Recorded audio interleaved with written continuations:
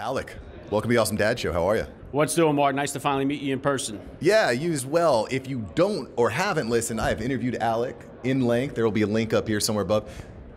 We are in Washington, D.C., and you're looking very presidential today, if I might add. First class, I might say, you know? I like that. Alec, you got to tell all my listeners, what are you doing with First Class Fatherhood? Why is that important to you? Yeah, what it is the vision of the show is to try to change the narrative on fatherhood and family life. So I have a lot of the young guys I hear, especially when I drive Uber on the weekends, they'll say, when they talk about fatherhood or think about having a family, it's something that they think that's something I want to put off till later in life. They have this negative outlook on what fatherhood and family life is all about. So they think if I become a dad or have a family, I'm never going to get laid, I'm never going to have any more fun, life's going to suck, because they see this in a lot of the examples that we see on TV, in the movies, and everywhere we look, right?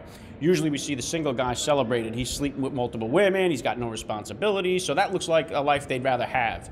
So what I've done is I've grabbed all these celebrities, athletes, Navy SEALs, entrepreneurs. They've come on the show and they've stated, you know what, despite all these amazing accomplishments I've had in my life, it's been through the experience of becoming a dad that's given me the greatest sense of fulfillment in life. So that kind of paints a better picture of what fatherhood's truly all about, and that's what I'm trying to capture with the show.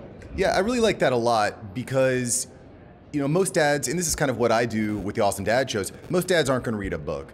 But if you can put someone that's very impressive, like Deion Sanders or Dana White or Tony Hawk, if you could put them on camera, highlighting what fatherhood means to them, it might just inspire the next person to step up, right? Yeah, 100%. And Mark, that's why too, a lot of people say, why don't you have any blue-collar dads on or regular run-of-the-mill dads on? Why are they always well-known people? And because what I'm trying to do is reach the most amount of people possible. And I don't have that following, but the guys that you mentioned, they do. So if you get them talking about it, they have an opportunity to reach a lot more people and inspire that many more guys to say, wow, listen to Deion talking about how fatherhood changed his life, and he has two sons now that are doing really well with football. He's, it's Dana White, his kids, he talked about his legacy when he came on the show. He said, you know what?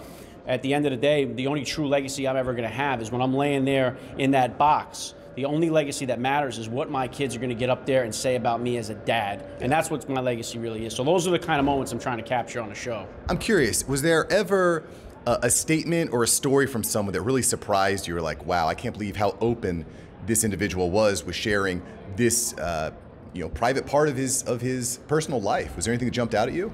I would say maybe Titus O'Neil, the WWE superstar. He came on and he told the story about how his mother was raped when she was 11 years old.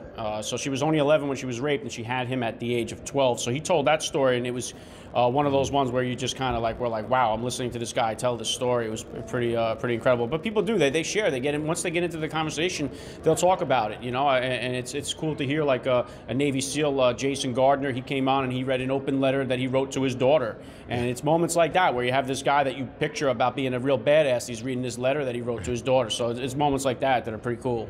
Yeah, I mean, these guys are, I think, caught up in answering questions about their on the field or on the job performance. So giving them an outlet to talk about fatherhood, I think, is just an incredible thing, Alec. And I just love what you're doing. If you guys don't know, you got to check him out. Alec, where can they find you? Everywhere, firstclassfatherhood.com. Follow me on Instagram at Alec_Lace, at First Class Fatherhood. I'm on iTunes, Spotify, wherever they say, wherever podcasts can be heard, you'll find me. Dig it. One last question before I let you go. Alec, if you had a billboard that could reach millions and millions and millions of fathers, what would you put on that billboard? We're not babysitters, we're fathers, and not just fathers, we're first-class fathers. That sounds familiar. Thank you, Alec. All right, thank you, Mark.